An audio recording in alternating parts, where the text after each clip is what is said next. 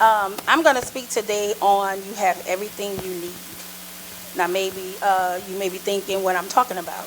So, I thought about it, and everybody has everything they need to do what you need to do, like we said before. What I'm talking about is doing God's will and defeating and actually doing your purpose. I found out recently, just trying to figure it out, asking people their questions. Do you know what you desire to do as an individual in life? And people be like, I don't know. So I was like, well, let's try to figure it out. We do things as children. We say, oh, we want to be doctors, lawyers, attorneys, firemen, all these different things you want to be as you were young. But say, for instance, you wanted to be a doctor and later on find out you can't stand the sight of blood. So how are you going to be a doctor? You cannot stand the sight of blood. So I realized that God has a funny way of letting you know you already had everything you need. So, for instance, one child might be doing something different, something at home. Say, for instance, helping mama cook or helping someone else do something else that's different in the house. And you saying, oh, that's just easy. They learn it because they're observing and they want to do what they want to do with their parent in the kitchen. It may be something they're learning for their future. So I found out that I had a couple of talents. Two of the talents I really enjoyed the most. One of them was dancing in the house. And I lived in the projects. So you had the big staircase. My grandfather used to take the lights and do all of this with it. I just thought it was something I was doing because I loved to dance. It didn't matter to me. And then I loved to sing around the house because I had a singing family. I had artistic family. My family and all of them just singing. So I sung in the church choir. Then I later on school choir. Then, passed on and got in the gospel soul children later on. So it became something I enjoyed doing. And when you enjoy something, actually, that's your purpose. So I learned that two of the most important things were my purpose. So, and I realized, back in my head, my mom used to talk, your parents be sitting on the porch and we feel like they're being nosy. Mama used to be talking to everybody. It's like, girl, come inside. But we didn't realize that was my mom's purpose. She was actually talking to people, asking them questions, asking them how their day was, and giving them some advice. Because once she passed away, I had people say, I miss your mama. And I was like, we do too.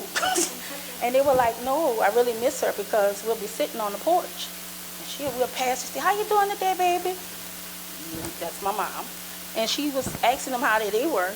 They were able to talk to her, and something might have been wrong that day. And believe it or not, something she said helped them talk through what their problem may have been at that time and help them solve it.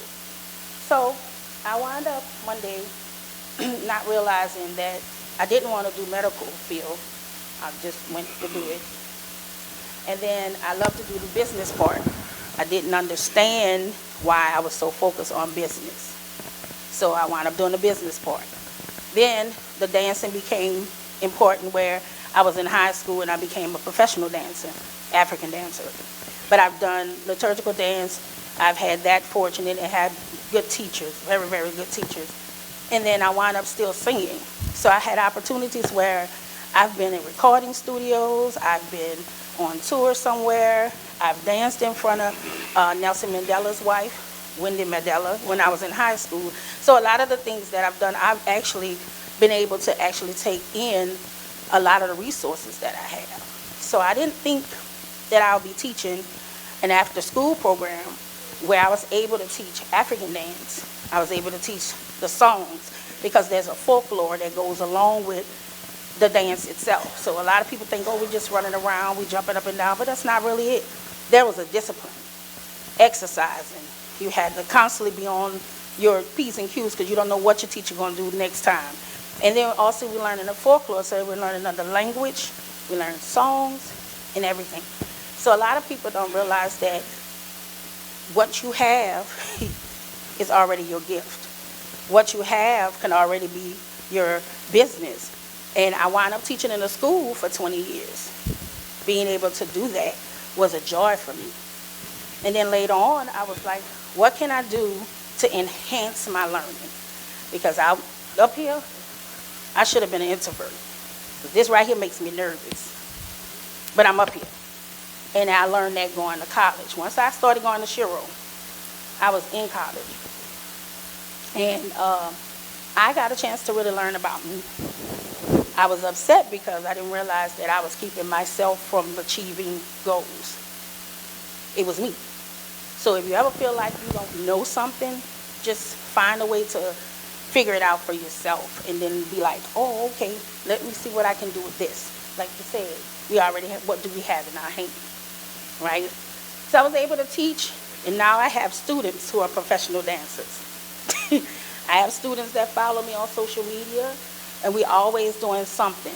So what I'm saying is, whatever you have in your hand, like she said, whatever you have up here, you have the confidence to do it. We have the most creative way of getting things done, whether we know it or not. Whether you know it or not. These last 10 years of my life, I have learned how to be more calmer, have more peace, and be able to focus on what is important for me. So, you have everything you need. Nobody can tell you don't have it. And your purpose, God's will and his purpose is going to manifest. Regardless to how long it takes, no matter how old you are, you have everything you need.